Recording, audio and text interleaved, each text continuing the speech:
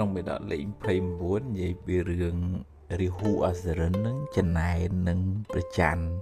មនុស្សទេវតាតែងតែស្រឡាញ់ពេលប្រច័នរះមានពលឺភ្លឺមកផែនដីអីចឹងទៅចិត្តនឹងគុំគួនចង់ធ្វើម៉េចឲ្យប្រច័ននឹងអបរស្មីទៅហើយអាងទៅខ្លួនឯងធំក៏ហាមាត់ដើម្បីលេបប្រច័ននឹងចូលទៅនៅលើឋានប្រច័ននឹងមានទេវបុត្រមួយថែរក្សាប្រច័ននឹងឈ្មោះចន្ទមៈទេវបុត្រឬក៏យើងហៅថាចន្ទទេវបុត្រចន្ទទេវបុត្រនឹងភ័យដោយសាររាហូនឹងធំលេបខ្លួនទៅស្លន់ស្លោប៉ុន្តែធ្លាប់បានទទួលត្រៃសរណគមយកពុទ្ធពធព្រះសង្ឃជាទីពឹងទីលឹកក៏សូត្រគាថានឹកដល់ព្រះអង្គសូត្រថាអ្នកមោទេពុទ្ធវិរត្ថុវពមុតតោសិសព្ពធិ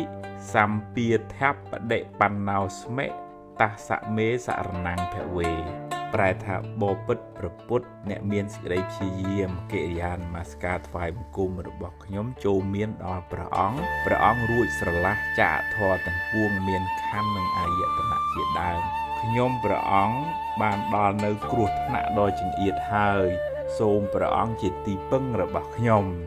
ព្រះសម្មាសម្ពុទ្ធជាម្ចាស់ទ្រង់ជ្រាបពីពាក្យរំលឹកគុណរបស់ចន្ទទេវបុត្រហ្នឹងក៏ត្រាស់នឹងរាហូព្រះអង្គសម្ដែងថាតថាគតាំងអរហន្តੰចន្ទិមាសរណង្កតោរាហុចន្ទាំងបមុញ្ចសៈពុទ្ធា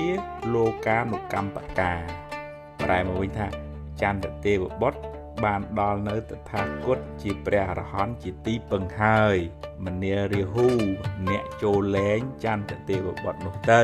ព្រះសម្មាសម្ពុទ្ធទាំងឡាយតែងទ្រង់អនុគ្រោះដល់សត្វលោកគាត់ព្រះអង្គមានពុទ្ធដីកាប៉ុណ្ណឹងរាហូញ័រទៅត្រឹកបលែងចន្ទទេវបុត្រហើយរត់ទៅរកឪពុកមាឈ្មោះវេបចិត្តអសរិនហ្នឹង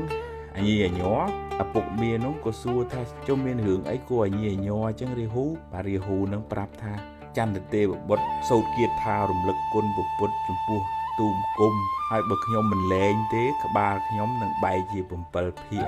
ហើយបើខ្ញុំរស់ក៏រស់មិនបានសុខដែរ